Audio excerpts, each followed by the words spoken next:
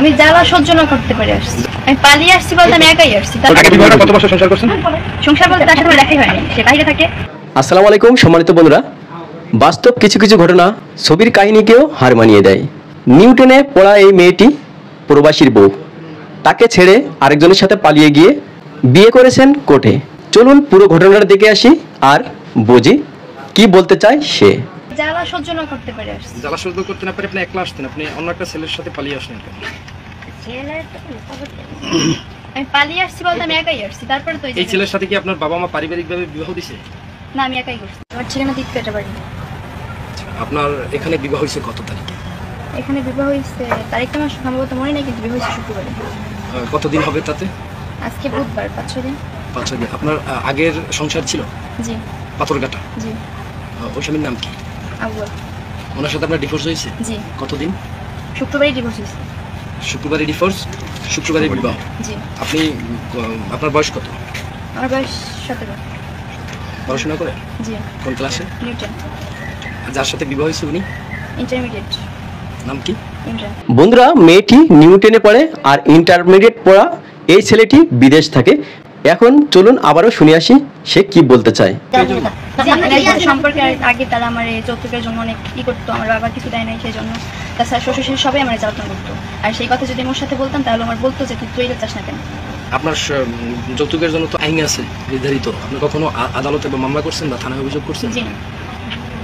তাহলে আপনি সেই শ্বশুরবাড়ি থেকে না বলে কেন চলে আসলেন? আমি জ্বালা সহ্য না করতে পারি আসছি। জ্বালা সহ্য করতে না পারে আপনি একলা আসতেন, আপনি অন্য একটা ছেলের সাথে পালিয়ে আসলেন কেন? আমি পালিয়ে আসছি বলতে আমি একাই আসছি। তারপরে তো এই ছেলের সাথে কি আপনার বাবা মা পারিবারিকভাবে বিবাহ দিছে? না, আমি একাই করছি। আপনি একা বিবাহ করতে পারেন? আপনার বয়স 17। আপনি জানেন বাংলাদেশি আইনে 18 বছরের মানুষ মেয়েরা কত বছর বয়সে সাবালিকা হয়? 12। রাষ্ট্রীয় আইন মতে আপনি কত বছরে আপনি স্বাধীনতা পাবেন? 18। আপনার 18 হয়েছে? মেয়েটির বয়স 18 হয় নাই, সে স্বীকার করছে। সে নিজের মতামতে বিয়ে করতে পারবে না, তবে ইতিমধ্যে তার দুটো বিয়ে হয়ে গেছে। তাহলে আপনি কি আপনার মত প্রকাশ করতে পারেন? জি না। সেটা কি রাষ্ট্র আইন বিরোধী অপরাধ হয়? অবশ্যই। আপনি রাষ্ট্রবিরোধী আইন ভাঙছেন? হ্যাঁ। অপরাধ করছেন? জি। এটা বাল্যবিবাহ আইনে পড়ে, সেটাও আপনি করছেন। সেটা পড়ছি, কিন্তু আমার বাবা মা আগে দিছে সেটা বাল্যবিবাহ ছিল না। সেটাও বাল্যবিবাহ ছিল, আপনি সেটার প্রতিবাদ কেন? বন্ধুরা, তার মা বাপ কেন 18 বছরের আগে বিয়ে দিল সেটা তার বাপ মাদের দোষারোপ করছেন। প্রিয় বন্ধুরা, মেয়েটি আসলে কি বলতে চায় আবারও শুনি। সেটার প্রতিবাদ কই না, বাবা মা ঠিক তাকায়, কিন্তু তারা তো আমার দিকে তাকায় না। আগে বিবাহটা কত বছর সংসার করছেন? সংসার বলতে তার সাথে আমার দেখাই হয়নি, সে বাইরে থাকে। আর 2 বছর হয়েছে বিবাহ হয়েছে। আগে যে যৌতুকের জন্য আপনার স্বামী জ্বালাতন করতো? স্বামী আর কি তার বাপ মারে বলছে আমার কি আর কি অসুবিধা করতে। সে তো বাইরে থাকে, তার সাথে আপনার দেখাই হয় নাই, কিভাবে আপনি তার কাছে বলতেন? ফোনের মাধ্যমে বলতাম, বিয়ে হয়েছে ফোনে। তার সাথে কি কোনো ঘর সংসার হয়েছে? কোনো সংসার হয় নাই? না। মানে বাইরে থাকা অবস্থায় বিয়ে বইসা নিয়ে গেছে আপনার তার শ্বশুর শাশুড়ি? হ্যাঁ। আপনার ওই শ্বশুর শাশুড়ি? জি। ছেলে ছিল না? না। আর ছেলে কোনোদিন আসেও নাই? না। বিয়েটা কি ফোনের মাধ্যমে ছিল? হ্যাঁ। কাজী ছিল, কিন্তু তারা তো আমি চিনি না, কিন্তু কাজী ছিল। কোথায় বসে সেটা? কোর্ট তো বন্ধ, কিন্তু কিভাবে হলো? জি না, কোর্ট খোলা আছে। শুক্রবার খোলা থাকে? আচ্ছা, শুক্রবার না, শনিবার। শনিবারে তো খোলা থাকে না। শনিবারে বন্ধ থাকে। ও সরি, রবিবার বিবাহ হয়েছে, আমি শুক্রবারে আসছি। রবিবার দিন বিয়ে হয়েছে। বন্ধুরা, নোট অফ দ্য পয়েন্ট, মেয়েটি প্রথমে বলছে শুক্রবারে, তারপর আবার বলছে সরি শনিবারে, তারপর আবার বলছে সরি রবিবারে।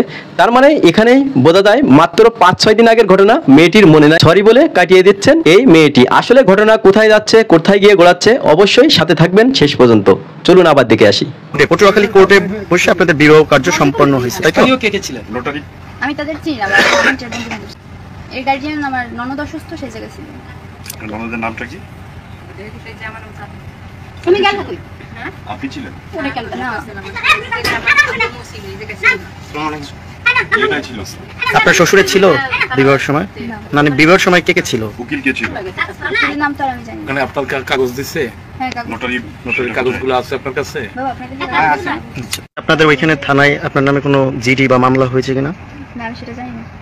বন্ধুরা, পুরো ঘটনা আপনারা তো দেখলেন এবং শুনলেন। আসলে মেয়েটি কি বলতে চায়, প্রশ্ন আপনাদের কাছে। সত্য বলছে না মিথ্যে বলছে, কারো মুখের কথাই আসলে বিশ্বাস করা ঠিক না। কিছু কিছু ঘটনা দেখা যায় না, কিন্তু বোঝা যায়। কি বুঝলেন আপনারা অবশ্যই কমেন্ট করে জানাবেন, এবং চ্যানেলে নতুন হয়ে থাকলে সাবস্ক্রাইব করে বেল আইকনটি বাজিয়ে দেবেন, যাতে এমন এমন ঘটনা আপনাদের সামনে তুলে ধরতে পারি আবার।